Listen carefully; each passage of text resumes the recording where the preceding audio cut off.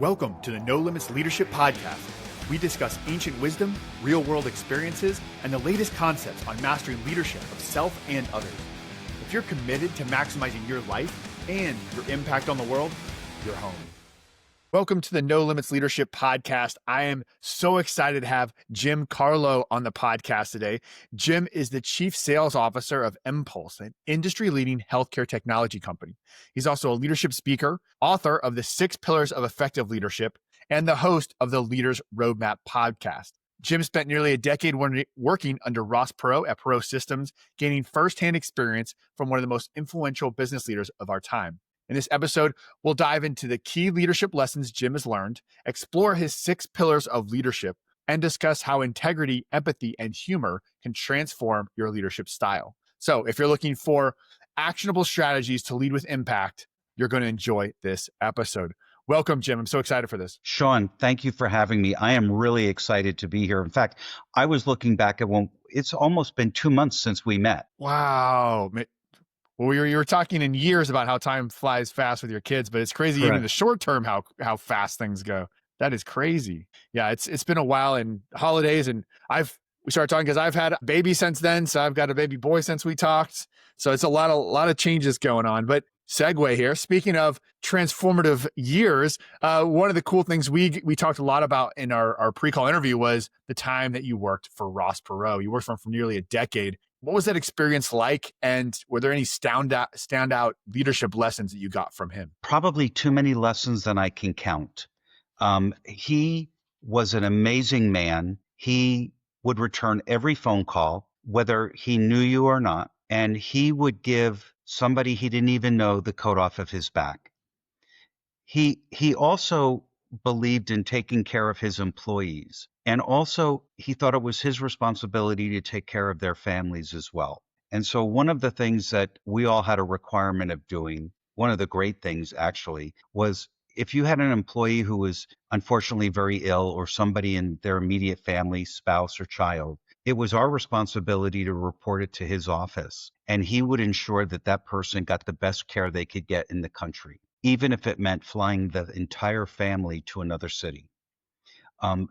I had never prior or since worked for an organization that did that. He also thought that when they lost somebody in their family, that we had a responsibility to be there to help care for them. And we would be dispatched to those family locations, and we would be there through the trauma of a funeral or a death of a significant other. You don't see that in America.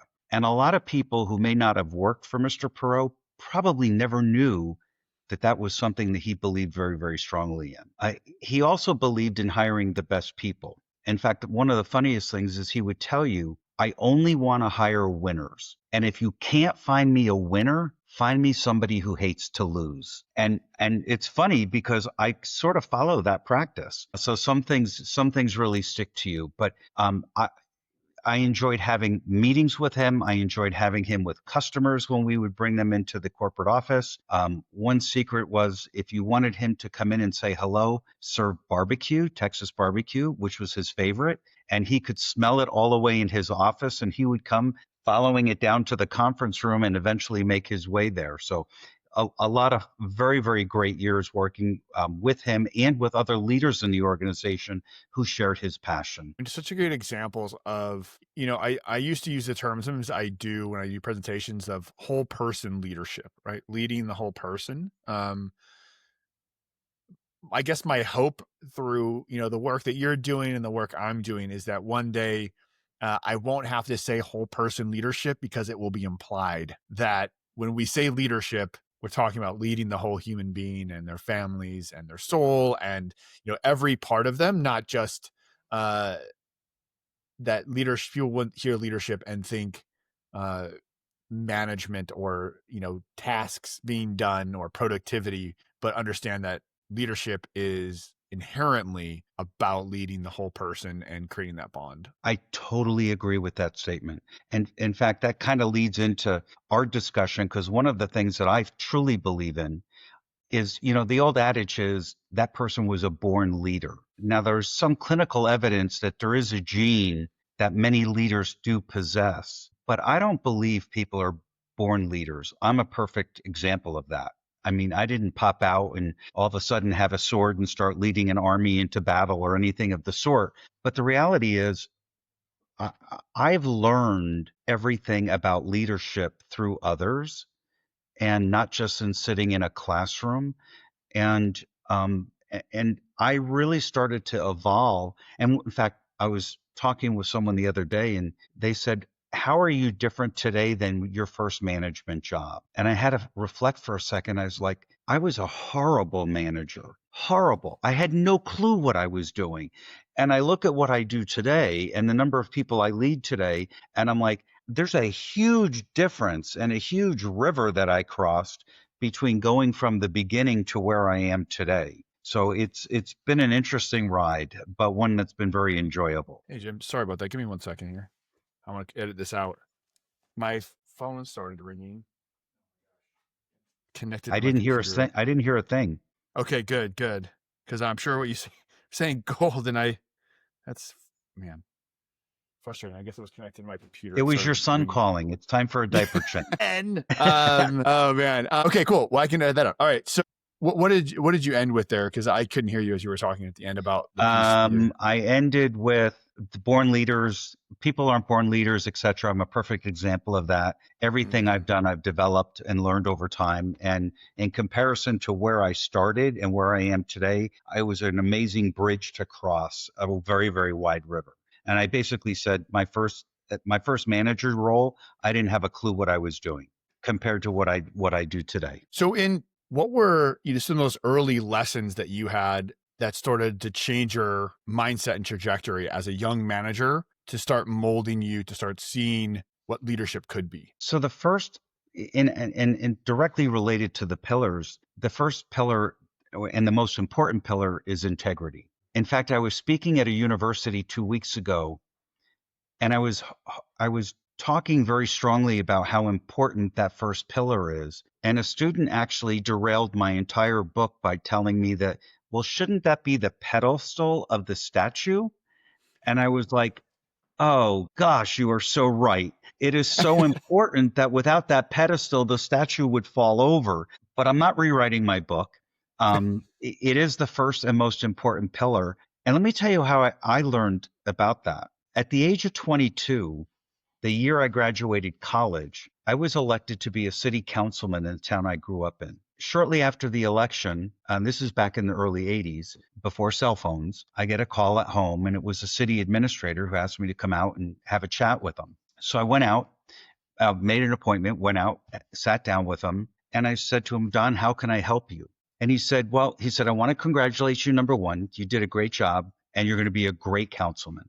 He said, you believe in the town, you speak with your heart, and you're honest. And he said, but I want to challenge you with one item. He said, I want you to ask yourself one question, but not every day, but every evening. When you get in bed and put your head on the pillow and before you fall asleep, I want you to ask yourself, did I do anything today for my own personal gain, which would have hurt or indirectly negatively impacted another individual, organization, or group of people? And he said, if you can say no, then you did the right day. You had the right day. Do you know, I still ask myself that question every night. And there's never been a night that I didn't say no. That 10-minute conversation changed my life and made me look at things very, very differently many times. But it was the one piece of advice as soon as I graduated college that hit me square in the face, really about what my parents had been teaching me all along. But now I'm hearing it and saying, okay, now I have to ask myself that question every night.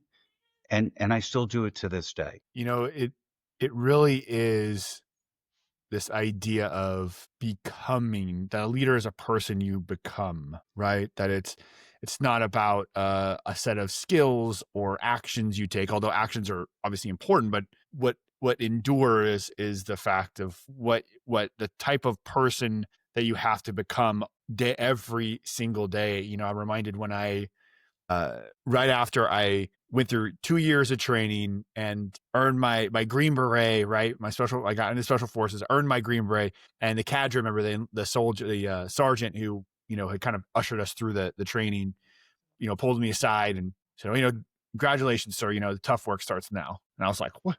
The tough work? I'm like, I don't know if you saw what we just did the last 2 years, but I think that was the tough work. He's like, no. He's like, the tough work is now you have to live up and earn that every single day, moving forward. And that kind of reminds me of what you're talking about, is that idea, that mantle of leadership, of being a leader, is sort of is that title that you have to earn through your actions every single day. And it's a 24/7 job. You can't turn it off. And I was asked the question not long ago, when does leadership begin when you walk into your office? And I said, no, leadership begins when you got out of the car in the parking lot and you started walking towards the office and the interactions that you had with everyone along the way. And it's amazing. I've seen leaders who are a little bit more pompous and don't interact. In fact, I've met famous people who are the same way. But the reality is, you're a leader 24/7, and people are going to look up to you 24/7. And, you've got to be prepared to be able to respond, even if they don't work for you. And I've gone out of my way to say hello and to meet and talk to people who don't work for me just because they were present at an event or whatever that I was at. And to me, that's leadership. It doesn't stop. You can't turn it off. What are some common integrity pitfalls that leaders should watch out for? I think some pitfalls that leaders should watch out for are things that are, I'll call curveballs, that they get thrown that maybe they hadn't been dealt with before. But I often tell anybody who works with me or for me or whatever, what we do is not open heart surgery. Nobody's going to die if it takes us 2 more minutes to figure out what to do that's right, or if it takes us 8 more hours to figure out what's right. Now, for those open heart surgeons who are listening, I'm not negatively talking about you, but the reality is nobody's going to die with the actions that I take during the day. And so that's just an analogy for that. But I often have to, get people to understand it's time to step back and take a look at the trees through the forest to be able to understand, what else do we need to be able to answer this question in order to deliver the right response or the right solution or the right whatever? And I think leaders should, before they just act, should just take that moment to step back, reflect, and think. And if they don't know the answer, don't just try to jump in and solve something without trying to find out more information. And I think sometimes leaders, and I know in my past, I've been jumped to make a decision, and sometimes that may not have been the right decision, but I've learned from it. Yeah, I love that example because, a lot of times, especially if you're in a business and you're fast paced and you're focused on making a decision and how it impacts this one thing without considering how that might impact the longer term or might impact other stakeholders or, indirectly impact people or be perceived outside of your organization. It can be a lot more complex. So I think it's a great reminder to take time and consider integrity and when you're making a decision, not just on the immediate transaction. And I think that's important to do as individuals, but I also think it's so critical for organizations to foster a place where integrity isn't just, a sticker on the wall, but an integral part of the DNA of the organization. And how do organizations do that, or how do leaders bring that into an organization? I think the first thing is the leader has to lead by example and has to set the, kind of the limits and the guardrails for that. And there are leaders in our own world that operate with that same level of intensity towards integrity. The perfect example is the CEO of Microsoft, Satya Nadella. He joined Microsoft in 2014, and he made it very, very clear that integrity was going to be the bedrock of everything that we do. And when you make a statement like that, people are going to latch on to that and they're going to follow. Not only that, but if you lead with integrity like I do, you build trust in others. It's you lose trust and you lose the commitment of people when they see you wavering away from that integrity. The best compliment I ever received from a couple of workers was after I helped them work through a conflict, um, because they were just too close to it. The one individual started to break down in tears, and I said, I don't understand the emotion. And I really didn't. And she said to me, you're always right. You always go straight down the middle of the road and you're always right. And I said, okay, I'm sorry that upset you. And she said, no, she said, but it taught me that I should have just come here for the advice to begin with instead of challenging my own thoughts and somebody else's thoughts, that you would guide us in the right path. And she said, I'm just upset that we spent some emotional energy to get there before I interceded. They were having a little bit of a argument in the hallway, so I invited them in to have a chat and sort of got them through the forest and the trees. And anyway, so to me, that was a huge compliment because they understood, and I never realized people were that it was that visible to people that the pathway that I was paving for them. A lot of leaders are under a lot of pressure to perform. If you're, especially if you're a publicly traded company, you're living quarter to quarter. If you're PE backed, right? Or if you're even shareholders, there's a lot of pressure sometimes to hit these financial numbers and results. So how does a leader navigate those types of pressures while communicating the importance in the long term of maintaining integrity in terms of their actions? I think it's important. I like to tell people I over communicate. And I sort of deliver that. And I'll tell people, I'll tell you whatever I am legally capable of telling you, but there are things that I may be involved in from a job perspective, like an acquisition, that you may not be privy to. And that's just the nature of the business world, right? You got to keep that information close hand.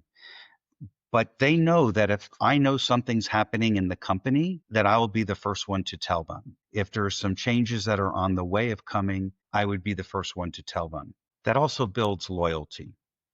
And I'll tell you, I'll give you an example of just one of those. And it happens to be a Perot example. I had a team of about 25 or 30 people that were, now this is back in the early 2000 era, and they were maintaining and managing a insurance claim system that was old green screen technology. Now, some of your listeners may be too young to understand green screen technology, but just picture a computer without a mouse.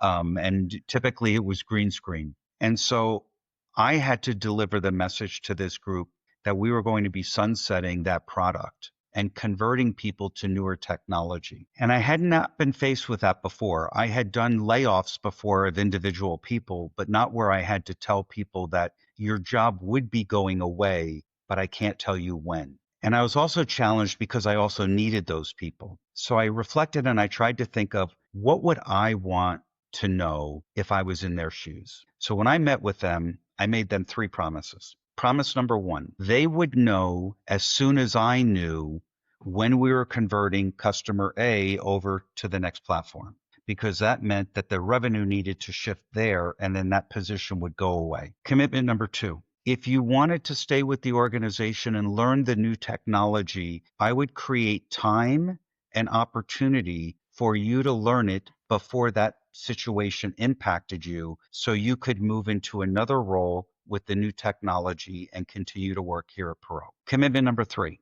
If you did not want to stay with the organization or find even another job in the organization, I would still help you find a job, even if it was external to the organization. Here's what happened. Not one person quit before before they were told their job was going away. In fact, most of them stayed up and through that period of time and may have eventually left afterwards, but many stayed to continue their career there, which is exactly what I wanted to have happen. But here's what else happened that I never expected. For that 2 to 3 year period that team reported to me, they had the highest employee satisfaction rating in the entire company. The entire company. I never expected that, never strived for that, never thought of that. but my actions told them several things. That empathy that I showed them, understanding what they were going through, showed them that I had their back. I was willing to personally help them and, put my reputation at stake to help them find a job or get training. And they became extremely loyal, extremely productive, and stayed with us till the end. Sometimes you never expect certain outcomes. And that one really surprised me. Oh, such a great example of empathy, which I believe, right, that's one of your pillars as a leader. And then one of the other pillars is compassion. Is that right? So what's the difference between empathy and compassion? So to me, there's a distinct difference. And it's a great question, Sean, because a lot of people confuse empathy with compassion. Empathy is the ability for me to put myself in your position to be able to understand what you're going through. Showing compassion is is showing that I may not understand what you're going through, but I'm going to try to help you at the same time. There's a big difference between the two. Um, and people can be compassionate, but still not understand how to show empathy. And that's not uncommon in the world, or vice versa. To me, both are extremely critical, especially if you're trying to build a culture or want a committed, long-term, highly productive team of people. And I look at it sort of like, and you're a military veteran, when you were going through basic training, you put all of your faith in your leader who you knew had your back if you were going into battle. That's the same thing with a leader in the business world. They need to build loyal teams committed to getting the job done, and doing it successfully. And so I see a lot of similarities in that regard. What role do they play? Why do they both matter? At the end of the day, I believe it's my role to make you a better person and for you to be more successful. It's not about me. It's about how can I help you be the person you're capable of being and beyond that.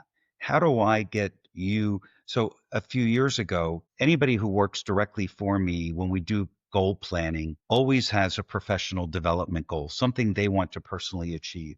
It doesn't even have to be related to our business. A few years ago, I had an employee who wanted to become or wanted to get on a board of director, become a board of director member of any nonprofit that catered to animals. And I said, we're going to make that your professional development goal. And do you know, I worked with that individual over the course of 12 months to sort out organizations that were close to where that individual lived that she could, potentially serve in that capacity. And we did it.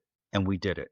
And to me, that's my job. My job is to help you grow and develop and be successful. And if not, then we're both going to fail. But if I'm successful in doing that, we will collectively be successful as a team. How do leaders balance the empathizing with someone's position and their situation, showing compassion, um, and also holding accountable to high standards? So I'm a big believer in KPIs and accountability, goals, and exceeding those goals. And I also believe in being very focused on what we're supposed to be accomplishing. And that focus brings that structure to that. And I'll give you an example of focus that doesn't directly answer your question, but it'll help in terms of this same individual does show compassion and empathy, and that's Jeff Bezos with Amazon. In his very early years, he was very unprofitable, but his focus was singular. It was to become the largest retailer in the world. And in essence, he's accomplished that. It's no longer Walmart. It's not a big box store. It's Amazon. And we all buy from Amazon. And just today, there were 4 packages that arrived at my house for my wife from Amazon. And I'll go as far as saying I believe that we lost a lot of businesses due to COVID, especially small businesses. But I think a lot of the retailers, their brick and mortar mall stores, are hurting because of Amazon. And that singular focus that he delivered, at the same time, he took care of those people and showed empathy and compassion to them to allow them to stay with him and grow with him. And I think that's where focus comes in. It's okay to have a bad day. It's okay to have to take time off to take care of a sick loved one or yourself. But when you're there, you're present. And when you're there, you're focused on the goal. And that's where, when we come back to it at the end of the day, that's where the business rules or the business accomplishments matter and what we've signed up to achieve. And so I would tie focus into that so that people understand that we all have a job to do, whether it's raising the flag in the morning or taking out the trash, or we all have a job to do and we're part of that team. And everyone should know each other on that team, and everybody should have that same focus to those same set of goals. So I'm hearing from you is you empathize with the person and show them you care about them. You take care of you help them take care of themselves. You're there for them when they need you. You show compassion for them as a human being and caring for them. That whole person leadership we were talking about.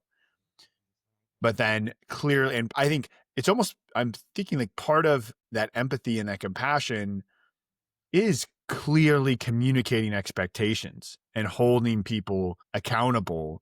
And as long as you do both those things, you're aligning both with accountability and performance with empathy. Because I'm sure you've seen this too, that because you mentioned focus. So the opposite of that would be, unclear expectations, unfocused. And I guess there is kind of nothing crueler than someone wondering and not knowing what now you're right, looks like, or what the standard of performance is, or like you said, being let go and put in a performance plan, or having some sort of negative consequence happening and not understanding and not being clear of what was coming or why that's happening. Very true.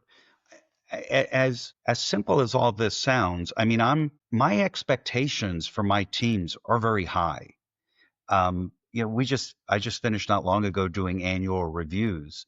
And some people learned for the first time that I don't give out fives. Fives to me is such perfection that you're either walking on water or you're 2 levels below where you should be in the organization. You really are up here. And so, I view my job not done until I get you there and you're promoted into your next position. And so I think it's very, very important to set those expectations in terms of what we're going to accomplish and then exceeding them and achieving them. And it's funny, people laugh at me. I always have a goal and then I have a stretch goal. And then if I hit the stretch goal, then we're going to create another goal, right? We're not going to take the rest of the year off. We're going to continue to push to see what we can accomplish. And so I believe very, very strongly in that, and believe that, there are mountains that are insurmountable, but many mountains you can accomplish many mountains, and you can accomplish it with the right set of tools or teammates that can help you get there. The firm believer in that. And multiple steps, right? Like you don't have to jump to the top of the mountain. It's one step. That's the only way to climb the mountain, right? Only way to eat the elephant turd, whatever analogy you want to use, right? It's that one step at a time and everyone growing together. Very true. Another one of your pillars I think is really interesting, I want to get into, is humor, because I think humor is often overlooked in leadership. So how can leaders use humor effectively without, undermining their authority, if you will? So let's be clear about humor. I am not a comedian, nor is humor about being a comedian, right? There's a place and time for those professional comedians to have their spotlight in the stage. I use humor in the workplace to diffuse tense situations, to get people refocused, to break the ice, in various ways, and take the two people who are not coming together or alignment on a goal or on a task that they've been assigned. A lot of times emotion gets in the way and people can't see the forest through the trees. And so adding a little humor to the situation, even if it's self-deprecating against myself, is still, I think people like it better when it's self-predicating against the manager. But the reality is it helps people relax and it reduces the tension and the stress. And that's exactly where I use humor. I also like to have fun. There's not much I do that I don't enjoy. If I'm not having fun doing it, I don't want to do it. But the reality is, having humor isn't about being a comedian, but it's about being a human. It's really humanizing things in a fun way, to get people to relax and think through things a little bit better. What are some ways of leaders struggling with integrating humor into and lightening the situation, and whether it's a high stress situation or somewhere else, that they want to interject this into what they do, but they're not really sure how? Like, any practical steps or thoughts there? Um, y- y- that's a really tough question. There are situations where I believe using humor would be the wrong thing to do. I'll give you the first thing that popped into my head. I don't know why, was that when the police officer pulls you over and he asks, "Why did I pull you over?" And you say something about the donut shop. That's not the place to do it, right? Um, if someone is, if I think somehow you have to gauge the emotional level of what's happening. If people are about to go fisticuffs against each other, humor's just going to get you belted. That's the wrong, that's too late in the process, I think. Um, if people are all in a room and you sense that not everybody's getting on the same page with what you're asking them to accomplish, whether it be a skill set, a talent, or even a discussion, I would use it there before people start, I'm going to say, throwing chairs. Not that people would ever throw chairs, but before things escalate. I think is does that help? Yeah. No, I think recognizing when to do it. And I think, you mentioned having fun. And I think fun and humor, and, even before you mentioned, look, this isn't a life or death situation in what we're dealing with. And so reducing that, because I do think, like, especially nowadays, people are just we're walking around trying to do a million things, being distracted. We're being hit with the most sensationalized, form of marketing and news, and every travesty that's happening to 8 billion people is in our pocket. And it's just, everything is so, we got hit numbers, and the kids, it's so, and we forget that, life is short, and this is where, and if you can make work be fun and a place where humor is accepted and expected, and we can take joy in what we're doing and just lighten it a bit.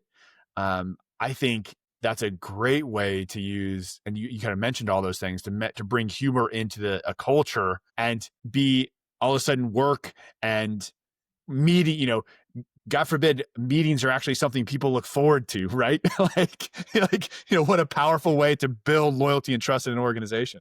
Totally agree. I mean, I'm going to, people are wrapped way too tight today, in my opinion. And I think it's the environment and how the culture in this country has evolved a bit. And I think people have gotten way too serious. And the other aspect of it is people are now have the ability to hide behind their social media persona as well. And so you see a lot of people stepping up and getting politicized or whatever on social media, which I refuse to do, and try to be something that they're not, or somebody that they're not, and causing more stress and angst to others. Um, I see, your friends who may be in the media may disagree with me, but I think the media plays, and social media play, a big part in that. And it's unfortunate, but I think it's true to some extent. We're being hit from every angle, like you said, even with advertising and commercials, from every angle, with different positions and different ideals, and what everyone wants us to believe, as opposed to allowing us the opportunity to choose what we believe in. No, I agree 100%. I just looked up because I was reminded of this quote by Alan Watts that says, "Man suffers only because he takes seriously what the gods made for fun." I love that. I love that. And you still are, to transition a bit, you still are in a senior leadership role, C-suite role, and over 30 years of experience in healthcare and technology. But recently you've started to shift some effort toward, writing and speaking on leadership. What inspired that transition for you? So I started mentoring people about 25 years ago. In fact, one individual I've mentored for the last 25 years, tried to get rid of him, but I can't seem to shake him. He must like my advice a lot. But one of the things that I've learned with everyone that I've everybody that's approached me, I've never saw anybody out and said, "Hey, Sean, let me be your mentor." People have come to me and I never say no. And I don't have a total of 25 that I'm actively mentoring, but over the course of the last 25 years, there's been that many. And one of the things I noticed, which was a trend of all of them, was 95% of them really didn't understand the human side of management. And really, everything we've talked about is humanizing management. And it seems so basic, but it's so true that a lot of these things can't be taught in a textbook, and they have to be developed. And in a semester, you can't develop all of these things, right? By taking a class in college. It has to take time, and there's actions you have to do. I mean, somebody doesn't wake up in the morning and say, "Today I'm empathetic and tomorrow I'm compassionate." It doesn't work that way. And I'm sure there was a time where I lacked empathy and I lacked compassion, but I developed it over time. And so I started to think a couple years ago, when I get ready to retire, what do I want to do? And I said, I probably want to mentor and help others. And how could I do that? So that's when I latched on to, maybe I could create a list of things that people could learn that would help them be a better leader today. And that's how I got onto the concept of the 6 pillars. I started making a list of all of the things that I've learned, and the list was longer than 6. But when I looked at the list, I said, if I write this book, it'll be this thick and you wouldn't be able to implement it. So I said, I need to find the most important ones. And to me, that's the 6 that I ultimately selected. That doesn't mean I won't write about more in the future. I haven't started that. My wife says my writing career is over, but who knows for the future.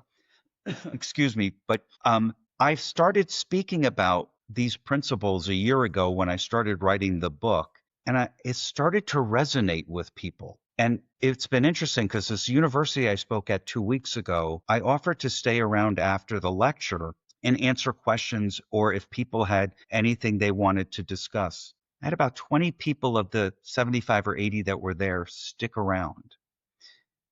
Many of them wanted to know how to handle a difficult leader or manager that they worked for. And in some cases, what they were describing to me was so bad, I suggested they find a different job. Now, the numbers of that was very small, like 2 out of the 18 to 20, but it was still concerning enough for me that most of the people wanted to ask, how do I deal with this situation? Which tells me that, these are college students who are paying their way through college, and they're running into the same things that I'm trying to teach leaders to do, and they're not doing them. But it also resonated with me why it's more important for me to keep getting this message out. And so it kind of fueled me a little. And I started thinking, maybe I shouldn't be focused on corporate America. Maybe need to be focused on the college students and start there, because they're going to impact the world going forward. But I think I need to focus on both. I think it's important for both. I can do both at the same time. So as I think we both agree, right, that it's important as leaders, we're continually learning, we're continuing getting better ourselves and grow. So right now, how are you continuing to challenge yourself and grow as a leader? So I read leadership books. Ironically, I just finished a book called Extreme Ownership, written by Navy SEALs. And it is an awesome book. You're probably going to pull it out from your bookshelf. There you go. Yep. I just finished that book. I love that book. And you know what? It talks about commitment. It talks about owning your responsibility. It's like the football coach. You had one job, block that one person, and you didn't do it. And that was the reason we got tackled. That is a great leadership book. To me, somebody could follow that and do extremely well. But when they're faced with the situation of having to deal with compassion or empathy, they're going to be lost. And that's why when I tell salespeople, read all the sales books you can find, but do not implement a single book. A sales book was successful for that salesperson in that industry at that time. You can't apply that sales process to every industry or every situation, but you can take one nugget out of that book And so typically I will recommend books to people in my sales organization, and I'll remind them, only take one idea to try. It's very different than taking a leadership book or even extreme ownership, which is really focused on one thing, extreme ownership, and implement that. And so that's kind of why I said I need pillars. And then I narrowed it down to 6 because 6 was small enough and not too big that somebody could take it and implement it over time. Absolutely. And Jim, this has been awesome. People are trying to get a hold of you to find out more about your book and your speaking. What's the best place for them to go to? Best place is my website, www.jimcarlough.com. It's the same as my name in the lower part of the screen, just no period or no space. Jimcarlough.com. The book is also available on Amazon. It's also available at Barnes & Noble. You can also purchase it through my website as well. If someone is having trouble finding a mentor and they'd like to talk about how to find a mentor, they can reach out to me via my website, and I'd be more than happy to help them. I don't charge for free advice, so that's always good. And I'm also on LinkedIn as well. So make sure, though, there is actually another Jim Carlough, no relation to me, in healthcare in the United States. So make sure you're looking at this mug and or remembering this voice when you go searching, because while I've never met him, we both have been in healthcare for probably about the same amount of time. Oh, wow. Well, we will make sure we put all those links in the show notes. And Jim, I just appreciate your time today. And maybe more importantly, I appreciate your message and the work and impact you're having in the world. So thank you for continuing to do what you do. Well, Sean, thank you for allowing me to talk to your audience today and to be here. I've enjoyed this. I enjoyed our very first conversation. I hope we can have future conversations. So when you think of it, let's just get back together again. Absolutely, brother. I appreciate it. We'll talk again soon. Thank you, sir. Thanks for being a part of the No Limit Leadership family. This isn't just a podcast. We're building a movement of no limit leaders driven to unlock our greatness and lead the world forward.